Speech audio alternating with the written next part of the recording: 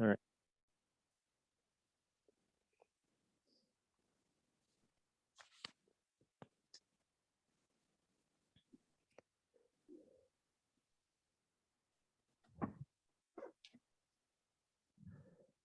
Okay, Lexi, it's up. Okay. So, good evening, everybody. Those of you listening. We're going to talk about Preshla.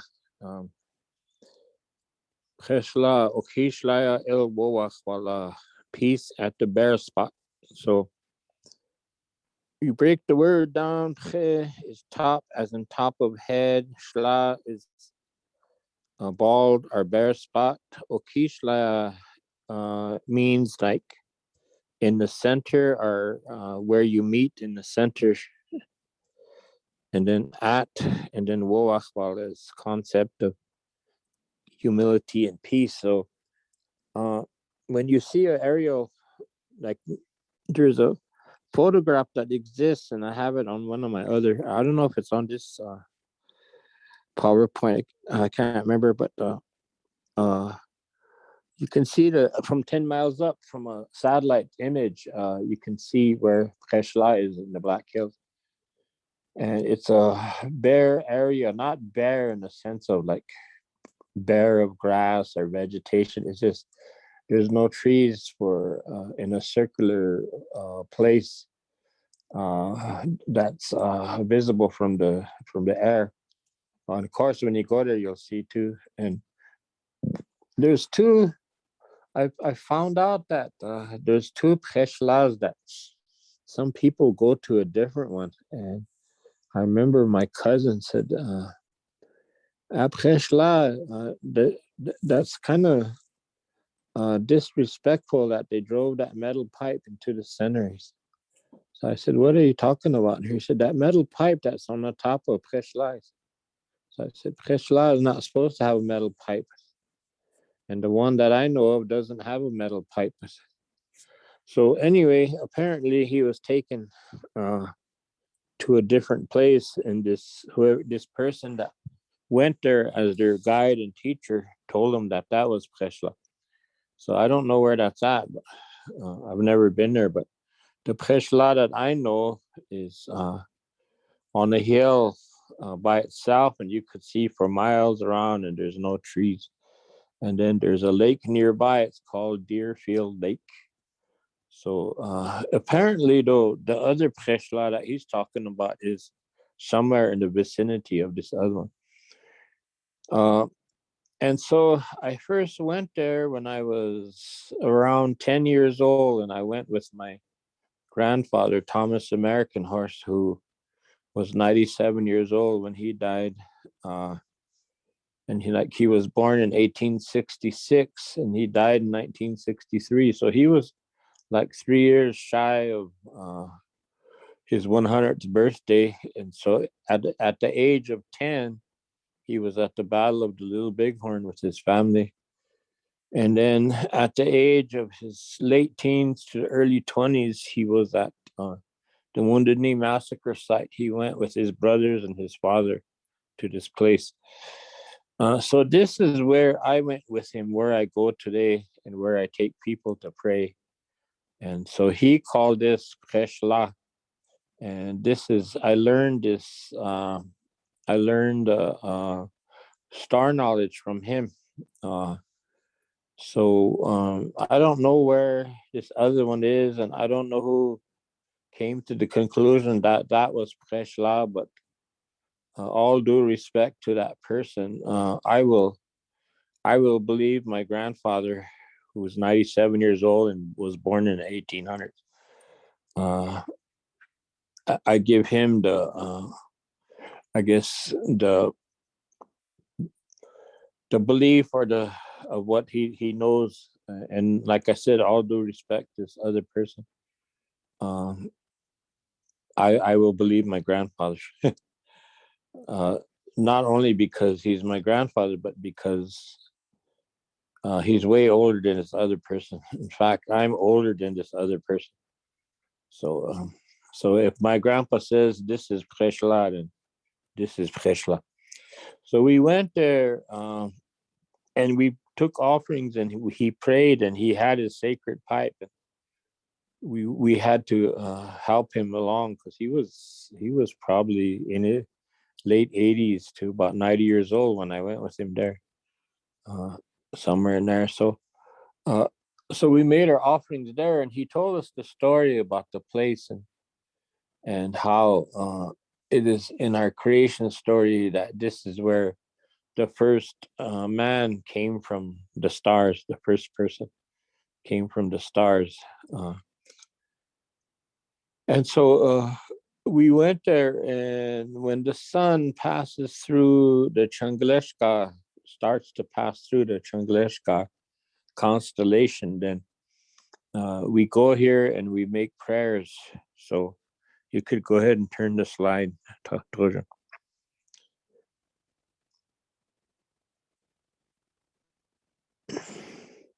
So this is an aerial view that I'm talking about, 10 miles up, and I marked different sacred sites that are inside this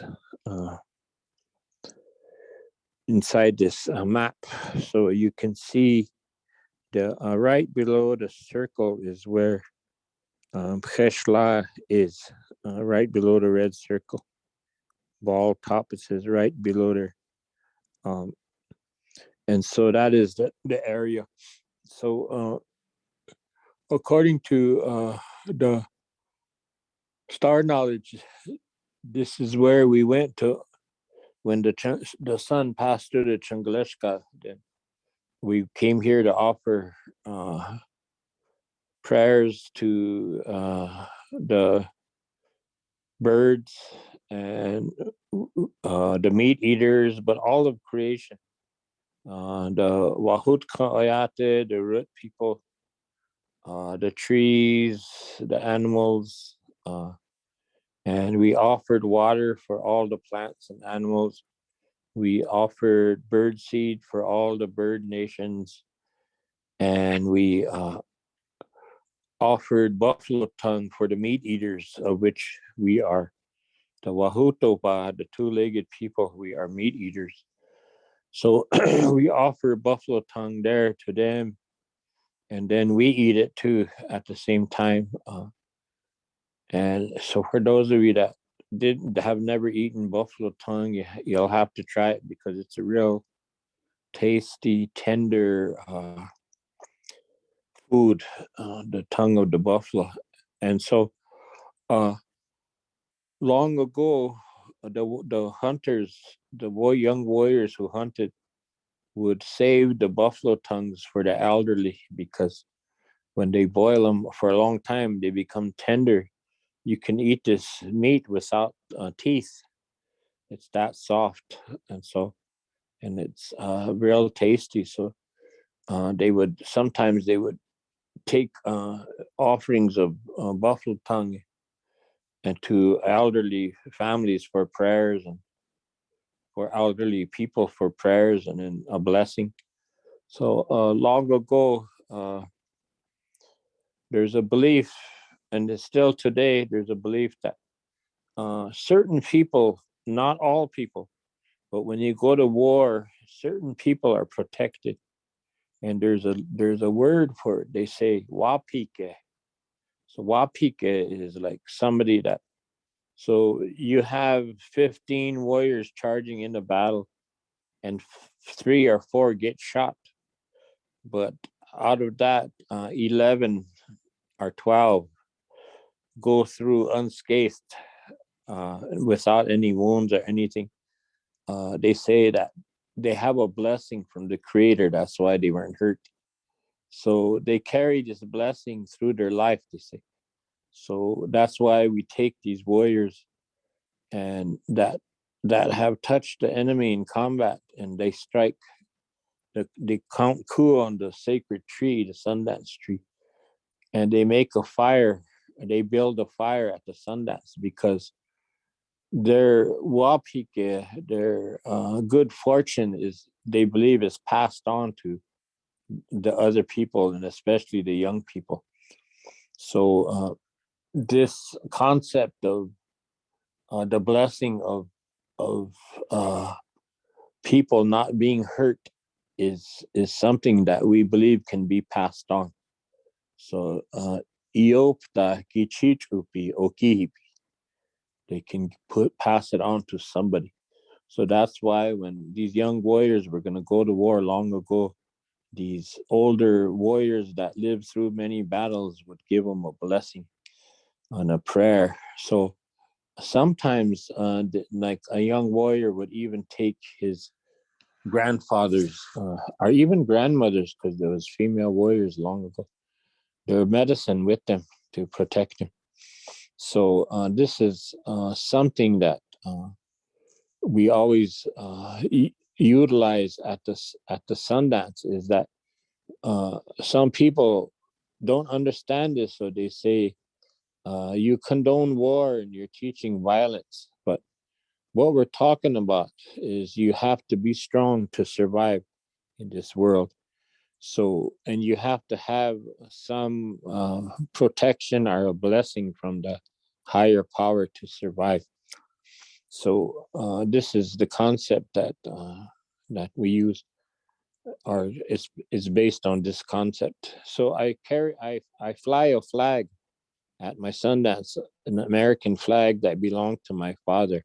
So my father was in the 2nd Ranger Battalion in World War II, and he was a decorated soldier. He won the Silver Star. So I put his flag up there because he had that wapike. He came home alive when a lot of other soldiers didn't.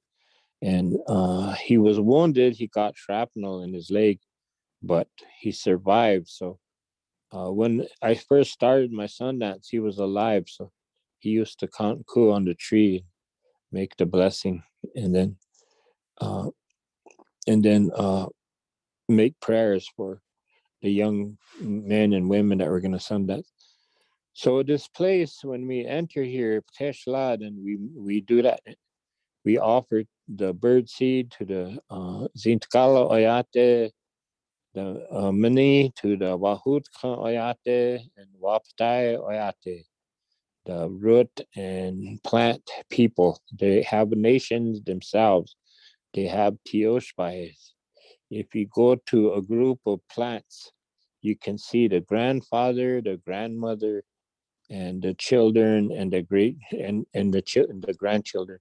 Same with a grove of trees. When you go to a grove of cottonwood trees to take one for the Sundance, then you will see the Tioshpai. There will be a big, large male tree and a female tree. That's Unchi and Kaka.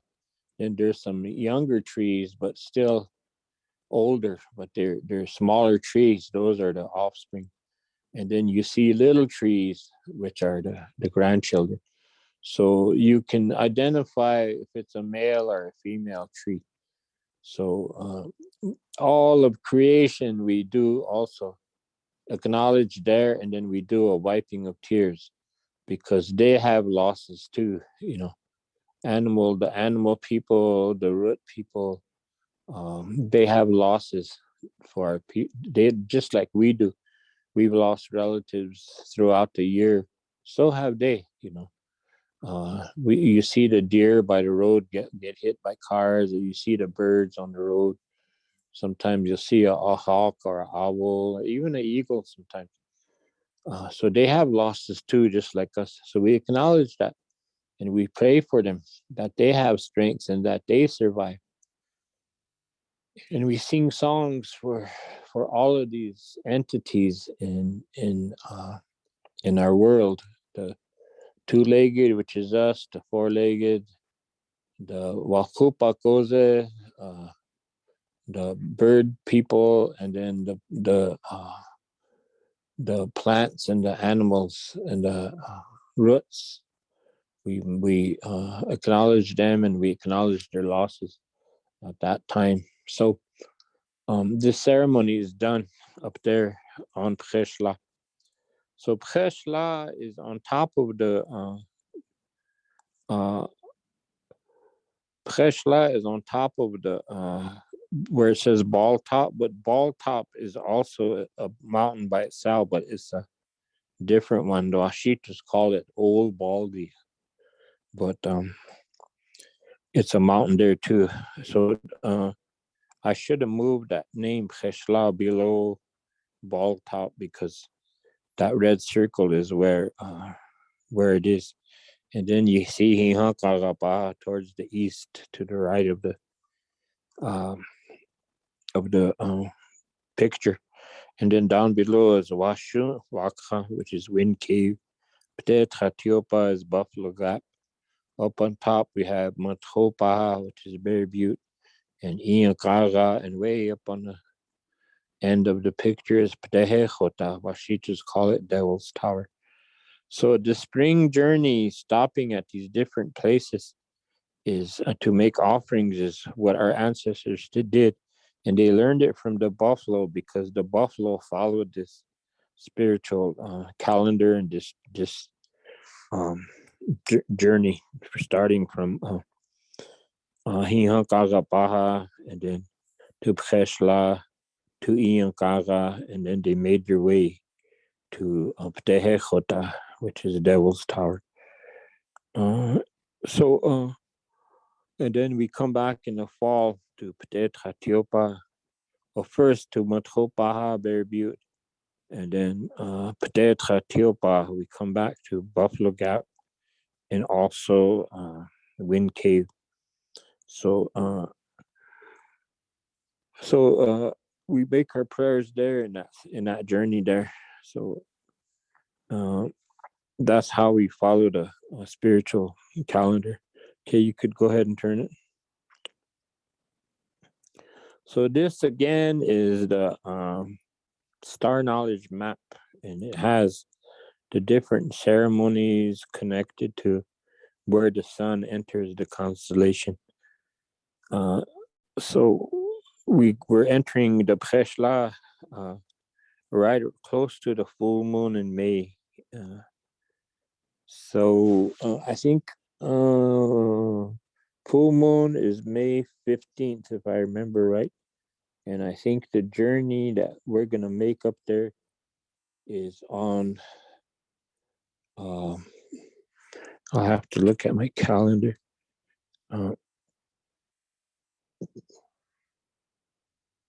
Okay, so May 21st is Pcheshla. And I think the 16th, if I remember right, is the full moon. So we're going to go that following Saturday. 21st is when we make this journey up there. So in the grandfathers talked about how Chanku Wakankile Otabia Oyampikta, they say, meaning this spiritual journey in the spring. Hoptayetu Ikta, the fall, then we have two sacred site visits, which is Bear Butte and Tawičoyaké, Buffalo Gap. So that's where in the fall the buffalo would go back into the Black Hills, not all of them, but some of them. And then so the people would gather there and make prayers and give wopila, thank the Oaye for sustaining them and teaching them their ways, because we patterned our lives after the Oaye, the buffalo people. Okay, you can turn. So this is where we're going to journey to Okishla El Wowachwala. So Albert Whitehead talks about is a place to prepare for spring, as a time and place to conduct wiping of tears ceremony for all creation. Buffalo tongue, water, and bird seed are offered to the birds and all meat eaters. And then Ishtamnium, the eyes are the water, the tears. Wichakichi Bakintapi, wipe for them. Wo Echon, a ceremony. So they're wiping of tears ceremony for all of creation. So this is done to recognize the losses of the entities that we live with on this earth, us as two-legged. So the ceremony is important in the sense that whenever you have a loss, that you have to live a certain way before you have the Ishtamni Wičahpí Pakintapi, and then when you release the soul, the Nariki Yushka Iyeska, you release the soul. So you cannot participate in social gatherings or even be in public till the ceremony is done for you. So they say, Oyate wichon ki el utimaha iwichakichupi. Iwichakju ichupi, they say. So the people welcome you back into the circle because they know that in your mourning period, you were not a part of the everyday world. You were in a state of mourning. So the ceremony is not only acknowledging your loss and wiping your tears away, but to receive you back into society.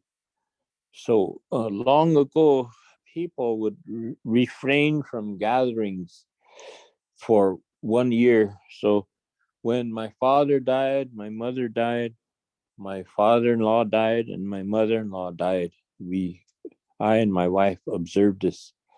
So we never went nowhere after we lost them for a year. So we never went into public gatherings, powwows, basketball games, anything where there's people. And the reason you do this is you isolate yourself so that you're supposed to stay in prayer and in a humble way, so that the Creator, Wakan, will see that you're sincere in your teachings as a Lakota. So, but I see people that lost loved ones, and I'll see them at powwows, at basketball tournaments. So it's not really adhered to anymore, this way of life. And it's a hard way to live, you know. So I see people taking shortcuts a lot of times in things like this. I even seen a family who were my relatives.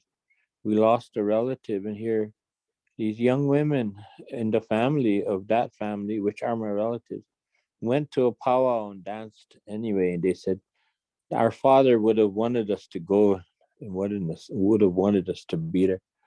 So I didn't say anything to them, but I didn't agree with what they said. Because when we start, when we start doing these things, which is what makes us Lakota, then if we start not doing it or not following the social customs or the order that it should be in, the spiritual laws, then we're gonna run into trouble. We're gonna lose these things, because everything we do and everything we show our children and grandchildren, they're gonna do it. They're gonna follow it. So the predictions that they made, the old people, is coming true. They said that to the younger generation, they told them, after you grow up and your children grow up, then Giwashiju ilalok dilo. Giwashiju is kind of the assimilation. You will be a part of the colonization of the people. Giwashiju is your thinking and your way of looking at this world will be like the dominant society. Oha ilalok, that means you're gonna walk among it. So they foresaw these things.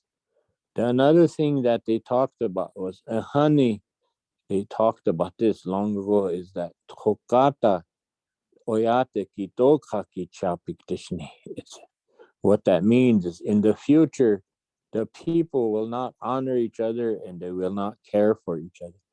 So I see an example of it is I remember when I was a young boy that when we lost a family member, as soon as it happened, all these people came to our home. You could hear crying and people talking about the deceased person, and then they would bring food and they would feed us. They would feed the family that lost a loved one, and then people would sit with them. Sometimes they would not say nothing, they would just sit with them, but they would give them a way of like support in that way. And sometimes they would, if that family had like Christian influence, a priest would come in and they would pray and sing church hymns. But I've seen it where they brought a sacred pipe to the family and smoked with them, and they sang sacred songs and prayer songs for the family to strengthen them.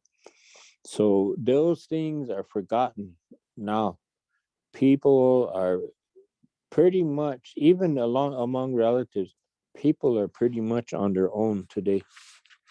So another thing I saw was when my grandmother died, these people came from Cherry Creek, Eagle Butte, Bridger, Takini, because she was from there, and they camped at our house, and it was January and it was below zero.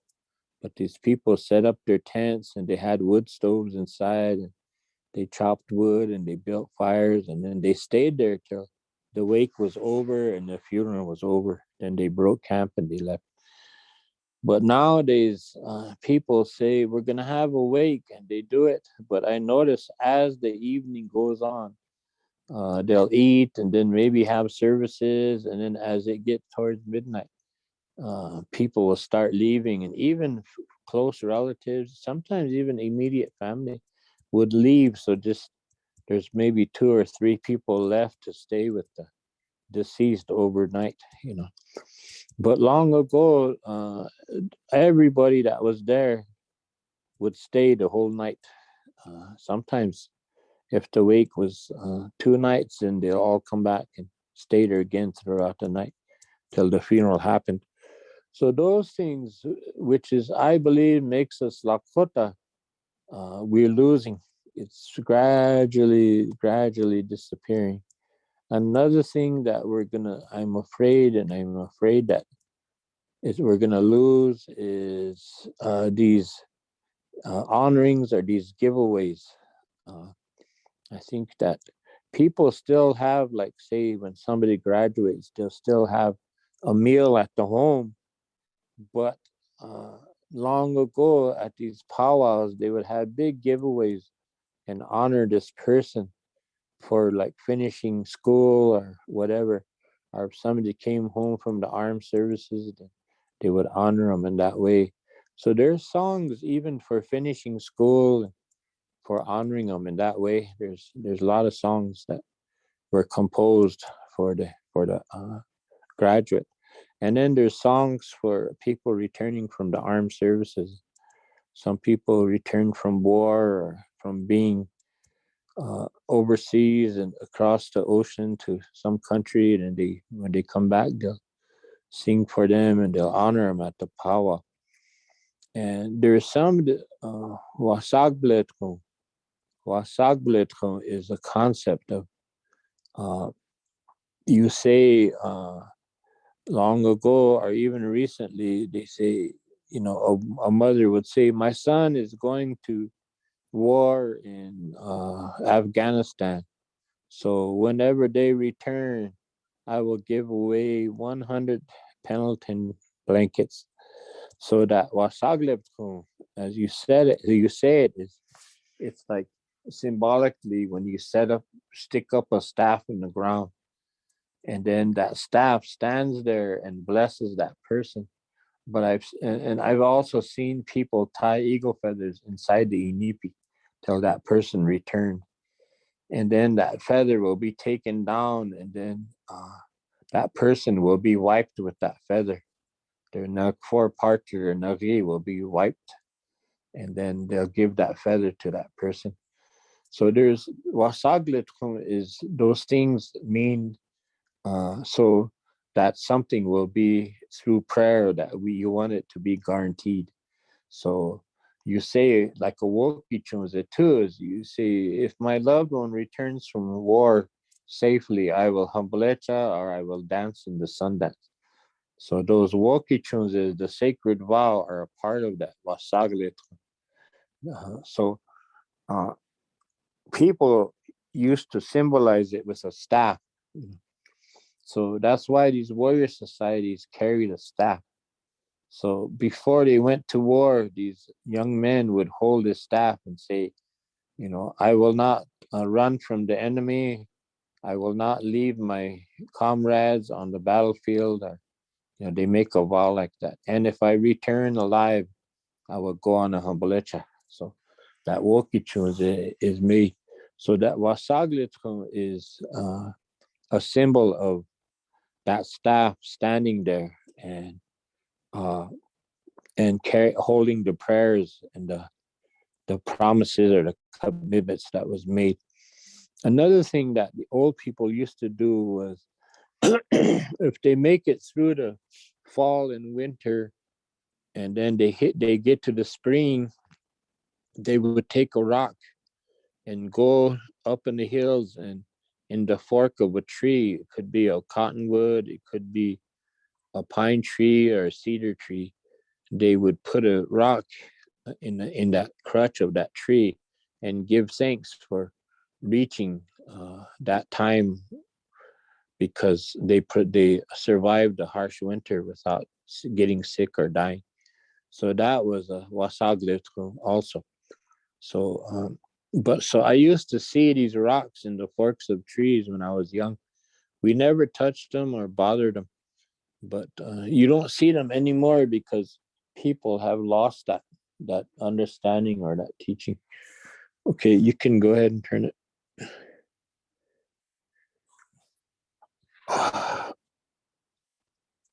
So the acknowledgement, this is talking about the acknowledgement of the Wamakashkayate, uh, the Zintkala Oyate, Wahutopa, the Shunkawaka Oyate, and the Pate Oyate.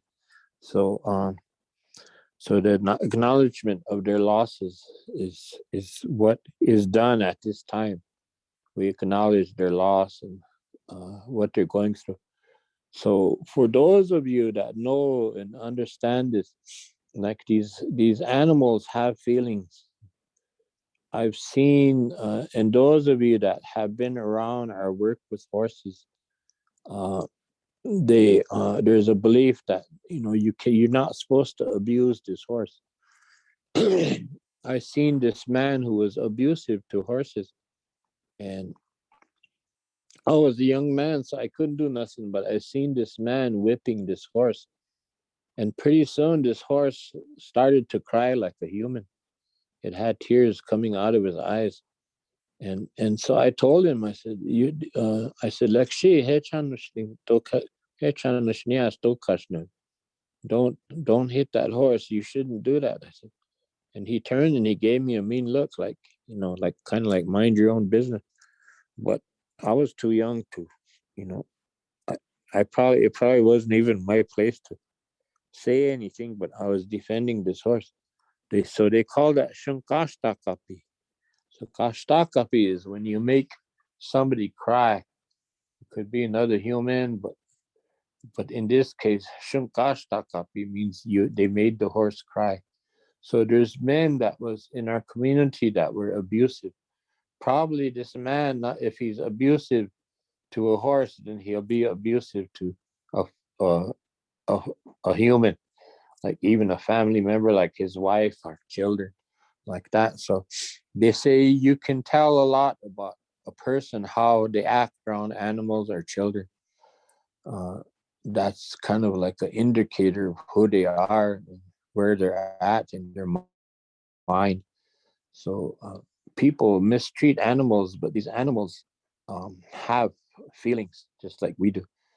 In fact, if you have a dog and you kick him and give him hell, he's not going to hold a grudge, and neither will this horse. But as soon as that dog sees you again, he's going to be happy to see you. He's forgiving and he loves you, and he'll give his life for you.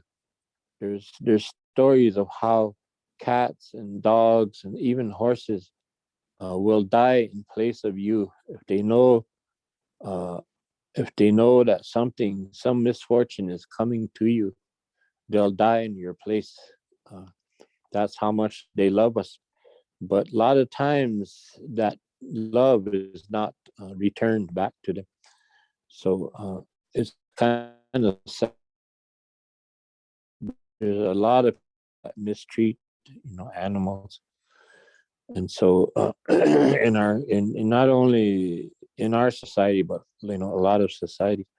So the teaching in that is which Wowachwala is like the humility. So this place, this sacred place, Preshla, represents that Wowachwala, how we should walk in our lives with Wowachwala. So they said that there's a story of how some Crow Indians who were uh, our enemy horses, and the Lakota were chasing them. And somewhere in the area of what is Custer, South Dakota now, they stole horses from this camp, and so the warriors chased them. And here they knew enough to get up to this mountain, this place.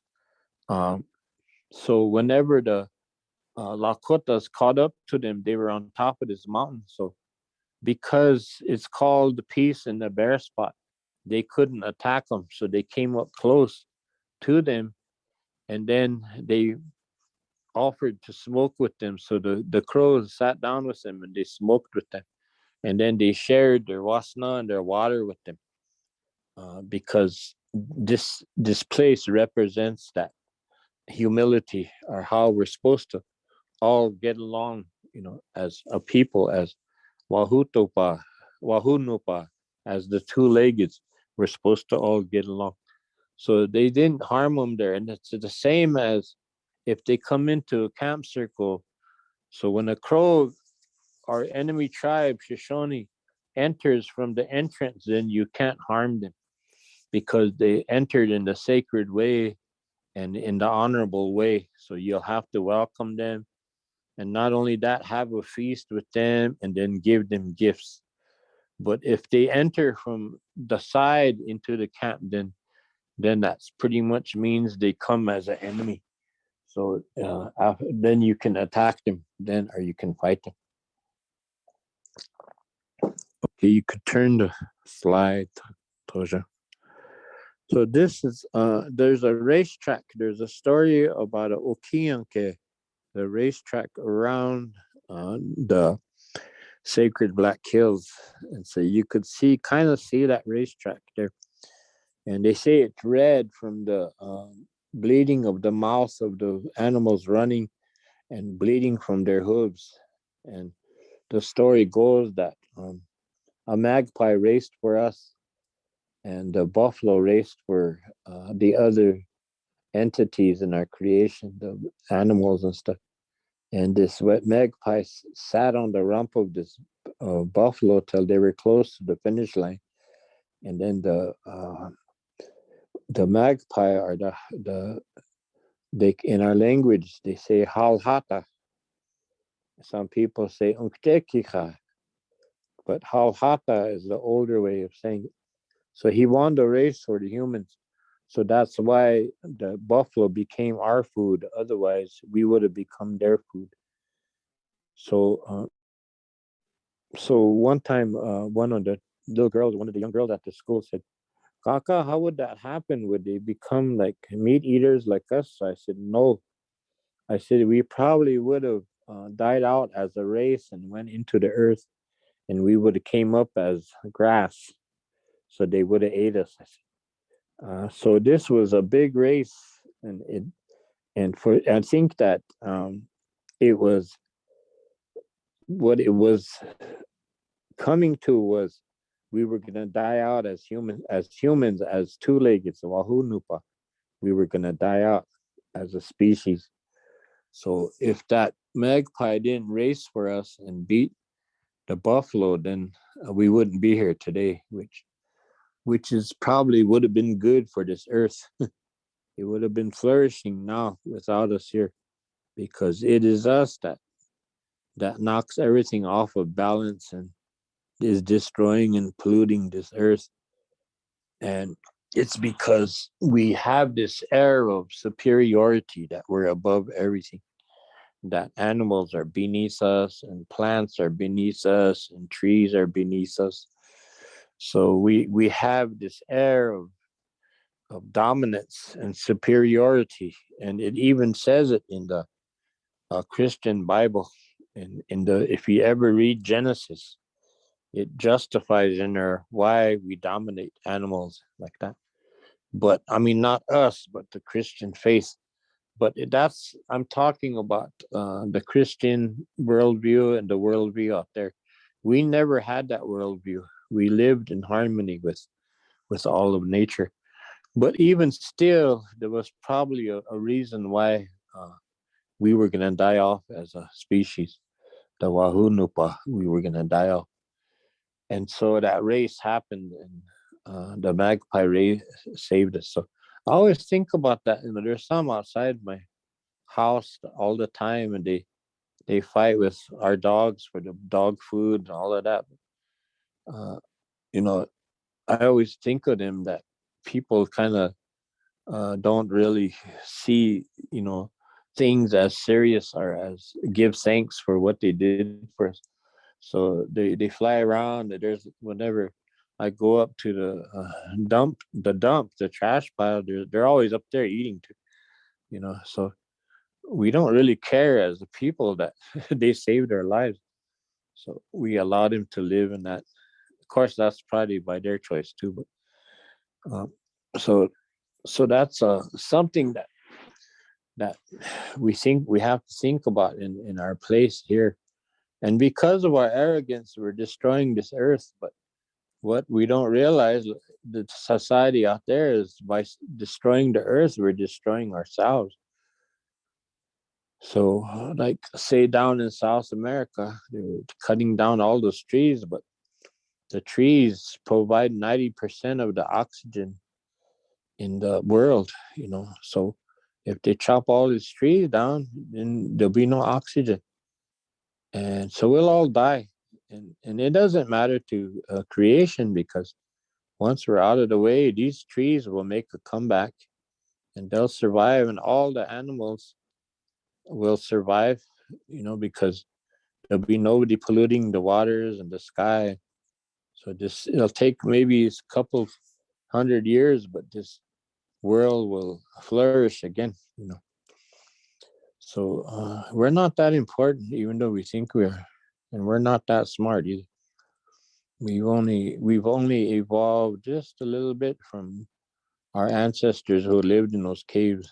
Uh, we're not really that far advanced yet, because we're the only species in the world that kill each other uh, for just to kill each other as a sport. If a mountain lion eats you, it's because he's hungry. It's not because he has hate for you, or he dislikes you, or he sees you in any way other than he's hungry, so you were food, so he ate you. But we're the only species that we kill because for no reason, just sport, and sometimes out of hate. So we're probably the lowest form of I hate to say that, but and I might get in trouble for saying that, but we're probably the lowest form of life on Earth, because look at what we're doing. So anyway, you could turn the slide. So this is another picture of the Kesapa from the sky. Long ago in my grandpa's day, he said they never said Kesapa. That's a modern time. He said they called it Wičahpí. Wičahpí, it means the island hill. Wičahpí. And so they had a name, their own name for it. So Chesapa is more of a modern time. So you went back to, in a time capsule to 200 years ago, and you told those, our ancestors that were living there, you say, point at the Black Hills, and they say, if you say Chesapa, they'll look at you and they won't know what you're talking about. In fact, they might look at you like you're crazy. So, they had different worldview in those days. And I see that too, that changing worldview of our people. Uh, there's the concept, the worldview of how we looked at things was different. So, like the Christian influence is really strong in our people today. So there'll be a name, like a name of a Tawichoyaké or something.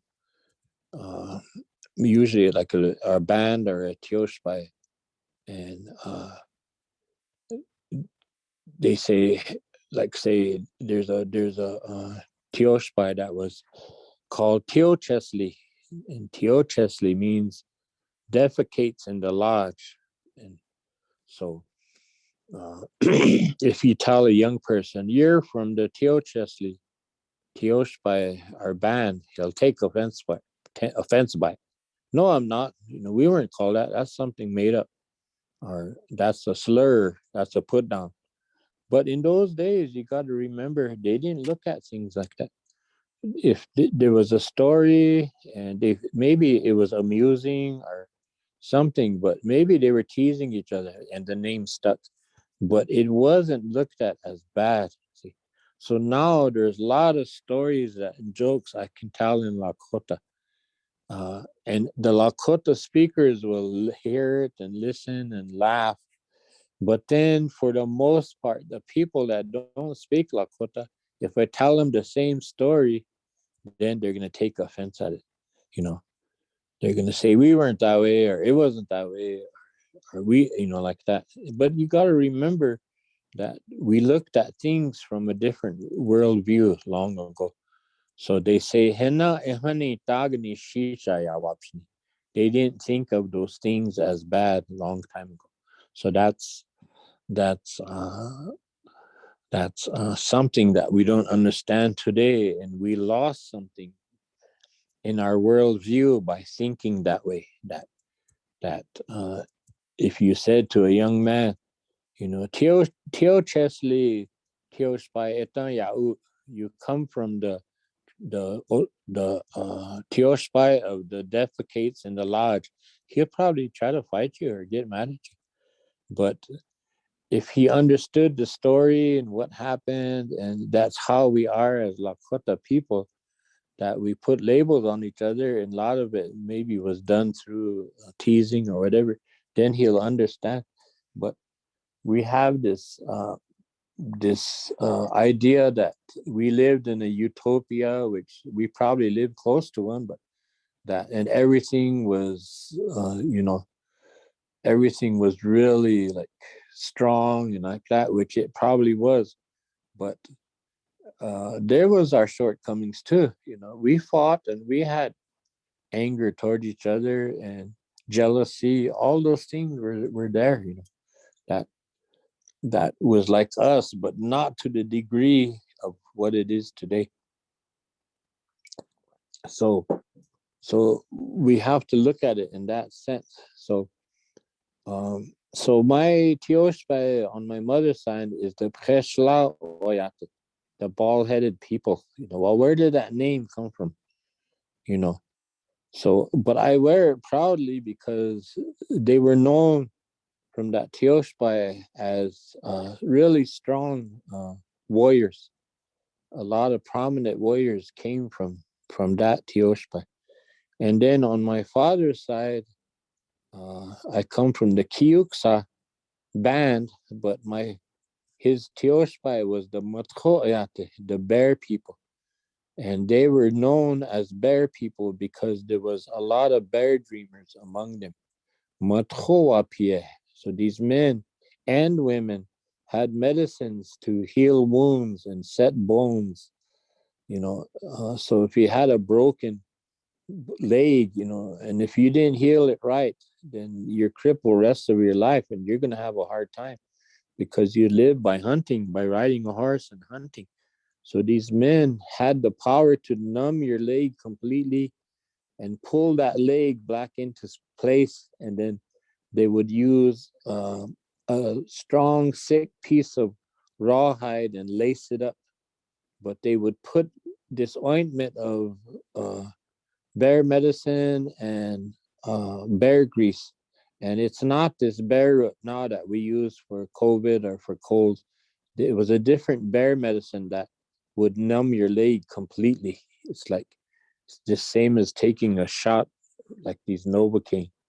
It would numb your leg completely. So they would pull your leg in place and then just tie it real tight with this, like a parfleche kind of hide, but it would be from the rump of a buffalo, and it would hold your bone in place, and they would lace it up and tighten it, and then they would release it from time to time throughout the day, so that it doesn't cut off the circulation completely.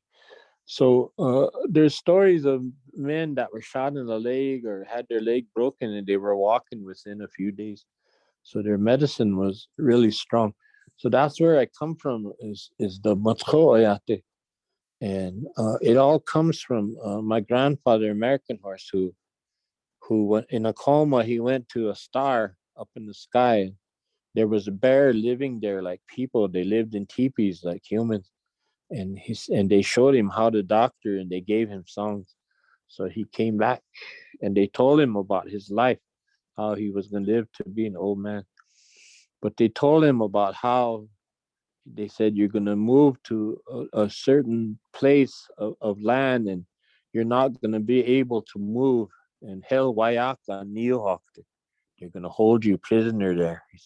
So they said. So he was like a boy of 13 years old when he dreamed that. And it came true because he died in 1909 in the community of Kyle when he was close to 70 years old.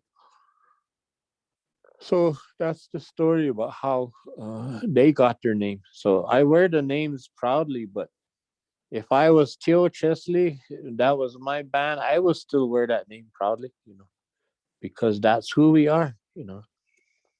And if we didn't all have bands like names like we didn't all have names like Bear People or like that. There's some people called Kokayuta, badger eaters, like that. So and there's names like that, and it was our identity and who we were, and so we didn't take offense at it. So I just wanted to kind of make that clear, because everybody thinks that you're supposed to have a name like Beautiful Bald Eagle or something, and if your ancestors didn't, then people kind of like take offense at it, you know. But not everybody had names like that. I know among the Crow people, they have real pretty names, you know, and we did too. We had names, real beautiful names too. So you could go ahead and turn it. Hold up. Go ahead, Chituelo. Exactly 1 hour. Very good timing on my part. Any questions, comments? Who wants to quarrel at me? Ahoy, Untitled. That's how they call quarreling.